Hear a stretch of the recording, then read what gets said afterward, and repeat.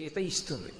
అందుకే పోతన గారు భాగవతాన్ని ప్రారంభం చేస్తూ శ్రీకైవల్య పదంబు చేరుటకునై చింతించదన్ లోకరక్షైకారంభకు భక్తపాలన కళా సంరంభకున్ దానవోద్రేక స్తంభకు కేడిలోల విలస దృగ్జాల సంభూత నానా కంజాత భవాండ కుంభకు మహానందాంగన ఢింబకున్ అంటారు. మహానందాంగన అంటే కామాక్షి. ఖడ్గమాలా స్తోత్రం చేస్తూ ఆనందమునకు హద్దులు చెప్తారు.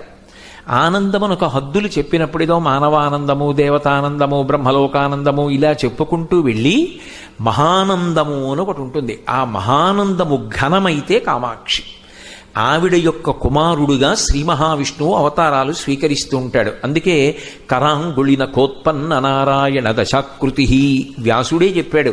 వ్యాసుడు చెప్పింది ఒకటి నచ్చిందండి, వ్యాసుడు చెప్పింది మాకు ఇంకోటి నచ్చలేదండి అనడానికి మనకు అధికారం ఏమి ఉండదు. నచ్చితే అన్ని